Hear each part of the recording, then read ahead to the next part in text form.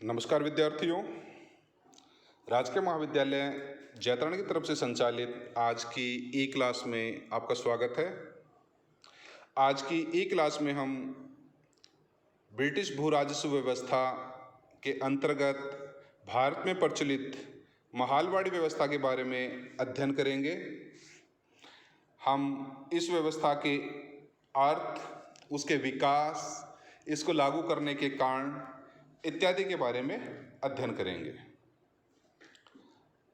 कुछ फैक्चुअल चीज़ें हैं जो छात्रों को याद रखनी चाहिए, जैसे कि यह जो व्यवस्था थी वो मध्य भारत, गंगा घाटी, उत्तर पश्चिम प्रांत व पंजाब में लागू की गई थी तथा एक अनुमान के अनुसार 1928-29 में भारत में खेती योग्य भूमि के 29% भाग पर महलवाड़ी व्यवस्था प्रचलित थी।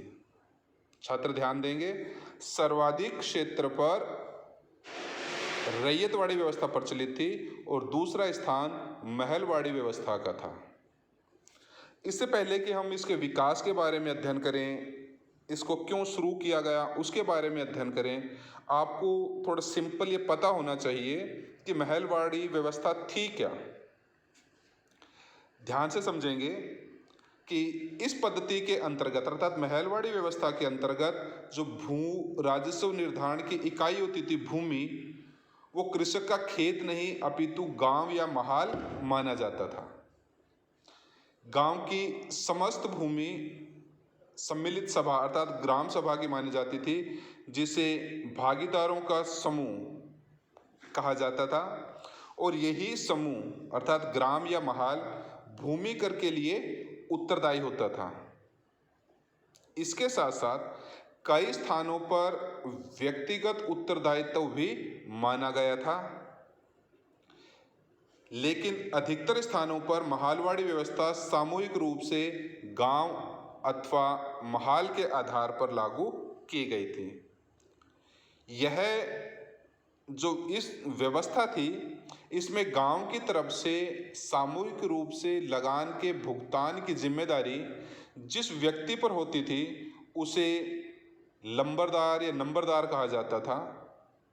अगर कोई व्यक्ति अपनी भूमि को छोड़ देता था तो ग्राम समाज इस भूमि को संभाल लेता था तथा ग्राम समाज ही इस सम्मिलित भूमि तथा अन्य भूमि का स्वामी होता था। आप समझ सकते हैं कि जैसे ये एक गांव है, इस गांव के ऊपर मान लो 100 रुपये राशि निर्धारित कर दी गई। इस गांव में जितने किसान होते थे उनकी भूमि को अलग अलग भागों में जो उनके खेत थे उसके ऊपर बांट दिया जाता था। अब इस पूरे गांव से भू राजस्व अंग्रेजों को या देने की जिम्मेदारी लंबरदार के पास होती थी या जो गांव का मुखिया होता था, तथा इन किसानों से अलग अलग भू राजस्व प्राप्त करने की जिम्मेदारी उसकी होती थी। इस प्रकार से अंग्रेजों ने इस व्यवस्था को शुरू किया था। अब अंग्रेजों ने इस व्यवस्था को शुरू क्यों किया, इसके बारे में विद्वानों में अलग अलग मत पाए जाते हैं। जैसे कुछ इतिहासकारों के अनुसार कुछ इतिहासकार ये मानते हैं कि इस व्यवस्था को लागू करने के कारण जमींदारी व्यवस्था से उत्पन्न दोष थे, क्योंकि सरकार को ये एहसास हो चुका था कि उसे जो लगान जमा हो रहा है उसमें भविष्य में बढ़ोतरी नहीं की जा सकती तथा बिचौलियों की संख्या भी चिंता का विषय थी। इसलिए सरकार ऐसी व्यवस्था करना चाहती थी जिसमें से उसे अधिकतम लगान की प्राप्ति हो। दूसरी ओर एरिक स्टोक्स इस व्यवस्था के उदय में इंग्लैंड में प्रचलित क्लासिक राजनीतिक अर्थव्यवस्था के सिद्धांतों को श्रेय देते हैं। बाद में उपयोगितावादी नीति के रूप में भी इसको स्वीकार किया गया। यूरोप में जो आर्थिक विचार थे उसमें रिकार्डो द्वारा अपनी पुस्तक प्रिंसिपल्स ऑफ पॉलिटिकल इकोनॉमी में वर्णित विचारों को महत्वपूर्ण माना जाता है। इसके अलावा अन्य विचारकों में इम्तियाज हुसैन के अनुसार जो स्थानीय अनुभव थे भारत से इस जहाँ पर इसको लागू किया था वहाँ से संबंधित, उनको नज़रअंदाज नहीं किया जा सकता, उसका भी प्रभाव पड़ा था। जॉन रोसिली के अनुसार कंपनी ने व्यवहारिक अनुभव के आधार पर 1833 ईस्वी में लगान नीतियों को लागू किया था। दूसरी ओर शेखर बंदोपाध्याय का मत है कि तालुकेदारों की दमनकारी और हठीली प्रकृति, मालगाजारी बढ़ाने की आवश्यकता तथा किसान मालिकों के अधिकारों की सुरक्षा की आवश्यकता के ने महालवाड़ी व्यवस्था को अपनाने के लिए प्रेरित किया।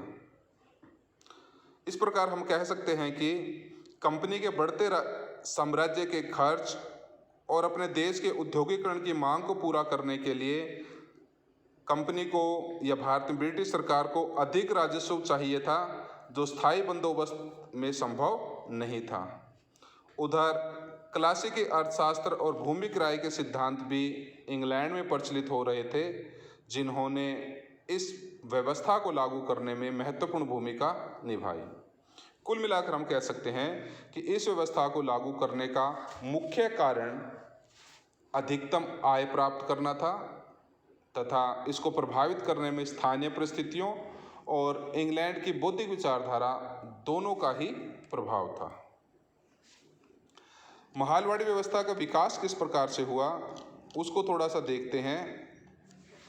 जैसे कि मैंने पहले आपको बताया कि महालवाड़ी व्यवस्था भारत के खेती योग्य भूमि के लगभग 29% भाग पर प्रचलित थी तथा मुख्य रूप से गंगा घाटी, मध्य भारत, उत्तर पश्चिम प्रांत और पंजाब में लागू की गई थी।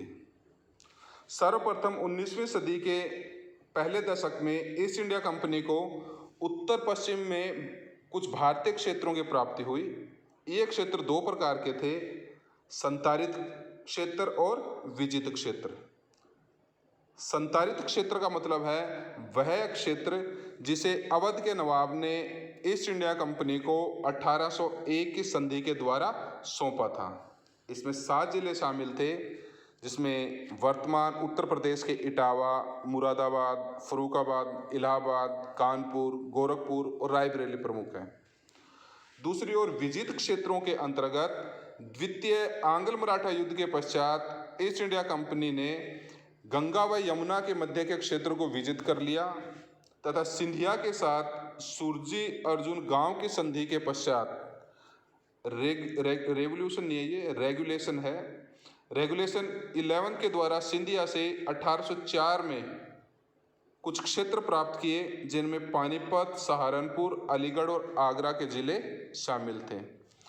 इन दोनों क्षेत्रों अर्थात 1801 की संधि द्वारा अवध के नवाब से प्राप्त क्षेत्र तथा 1804 में सूरजी अर्जुन गांव की संधि द्वारा सिंधिया से प्राप्त क्षेत्रों में जो नई भूमि लगान पद्धति लागू की गई उसे ही महालवाड़ी व्यवस्था कहा जाता है।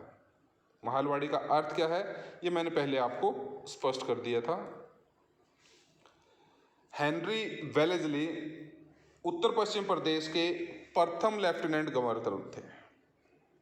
उन्होंने जमींदारों व कृषकों से सीधे भूमि कर निश्चित किया तथा उन्होंने जो लगान की मांग रखी वह पहले के नवाबों की मांग से 20 लाख रुपए अधिक थी प्रारंभ में ही, अर्थात शुरू से ही इस व्यवस्था का लक्ष्य अधिक से अधिक धन प्राप्त करना था।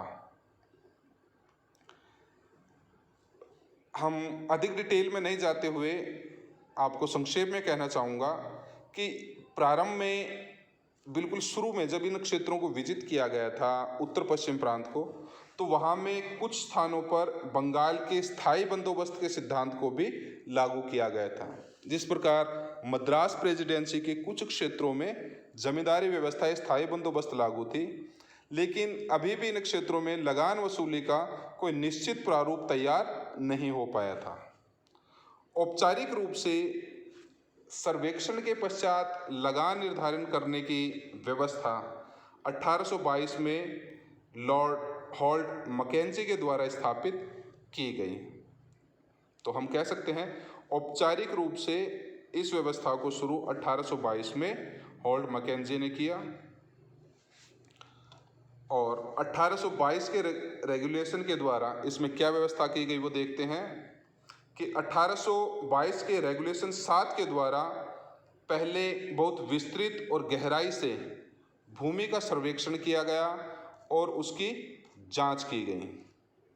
इस सर्वेक्षण के अंतर्गत यह देखा गया कि प्रत्येक गांव की आर्थिक स्थिति कैसी है, उसकी कर देने की क्षमता कैसी है, उपज का क्षेत्र और कुल उत्पादन कितना होता है, कौन कौन सी फसल पैदा होती है, तथा पुराना जो रिकॉर्ड था उसमें कृषकों के भूमि अधिकारों की जानकारी प्राप्त की गई। इस प्रकार कृषि व्यवस्था की अधिक से अधिक जानकारी प्राप्त कर लगान निर्धारण का प्रयास किया गया और सर्वेक्षण और जानकारी प्राप्त होने के पश्चात महलवाड़ी व्यवस्था को 1822 के रेगुलेशन 7 के द्वारा कानूनी रूप दिया गया और इसमें मुख्य श्रेय था हॉल्ट मैकेंजी का। अब यहाँ पर जो कर का निर्धारण था वो दो अलग अलग स्तर पर था। जिन क्षेत्रों में जमींदार लगान वसूल करते थे वहाँ लगान भूमि किराए का 30% रखा गया तथा जिन क्षेत्रों में भूमि ग्राम समाज की सम्मिलित भूमि थी वहाँ भूमि किराए का 95% तय किया गया। इसमें छात्र ध्यान रखेंगे कि जो ये भूमि किराए का 95% था ये कुल उपज का नहीं होता था, बल्कि कृषि करते समय किसान की जो लागत आती थी उसको निकालने के पश्चात जो बचता था उसको प्राप्त किया जाता था। किंतु सरकार की द्वारा लगान की अत्यधिक मांग और कठोर लगान वसूली के कारण यह व्यवस्था अर्थात 1822 के रेगुलेशन द्वारा स्थापित व्यवस्था अधिक सफल नहीं हुई और शीघ्र ही ये छिन्न भिन्न हो गई। महलवाड़ी व्यवस्था के अंतर्गत सबसे महत्वपूर्ण कदम 1833 का रेगुलेशन 9 था, जिसमें सबसे महत्वपूर्ण भूमिका मार्टिन बर्ड की रही। इसलिए उत्तर भारत में महलवाड़ी व्यवस्था का प्रवर्तक मार्टिन बर्ड को कहा जाता है। याद रखेंगे, the father of land settlement in northern India is वो थे मार्टिन बर्ड। कैसे क्या किया गया? विलियम बेंटिंग ने 1822 की योजना की समीक्षा की तथा उसने समीक्षा करने के पश्चात ये पाया कि इस व्यवस्था में कई ऐसी कमियां हैं जिसके कारण लगान की उचित वसूली नहीं हो पा रही है।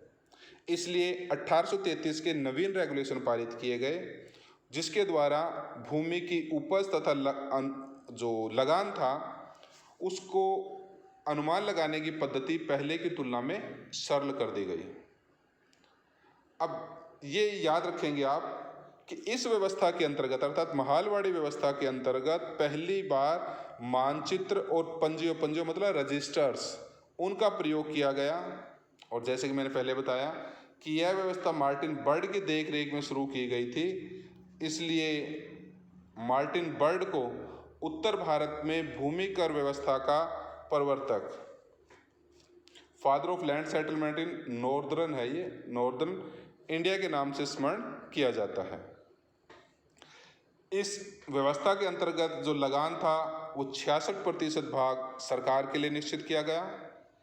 यह प्रश्न पहले पूछा भी गया कि यह व्यवस्था कितने वर्ष के लिए लागू की गई, तो यह व्यवस्था 30 वर्षों के लिए लागू की गई। इस योजना के अंतर्गत भू सर्वेक्षण कार्य 1833 में प्रारंभ हुआ था तथा जेम्स थॉमसन जो 1833 से 53 तक लेफ्टिनेंट गवर्नर रहे, उनके काल में ये समाप्त हुआ। रॉबर्ट बर्ड और जेम्स थॉमसन के निजी प्रयासों से जो किसानों के साथ स्थायी बंदोबस्त किए गए थे वे महलवाड़ी व्यवस्था के सबसे उन्नत रूप थे, लेकिन इस व्यवस्था के पश्चात भी लगान अधिक होने के कारण सरकार को लगान वसूल करने में समस्याओं का सामना करना पड़ा। इसलिए लॉर्ड डलहौजी ने इन नियमों का पुनः निरीक्षण कर 1855 में सहारनपुर नियम के अनुसार लगान को घटाकर 50% कर दिया गया। छात्र याद रखेंगे, पहले 66% था, जिसको घटाकर अब 50% कर दिया गया। लेकिन भू राजस्व अधिकारियों के असहयोग और उनकी कुटिल नीतियों के कारण यह नियम भी, अर्थात सहारनपुर नियम भी अधिक सफल नहीं रहा और इसके कारण कृषि और कृषकों की दोनों की दशा बहुत बुरी हो गई तथा उन्होंने इसी कारण से 1857 के विद्रोह में भाग लिया।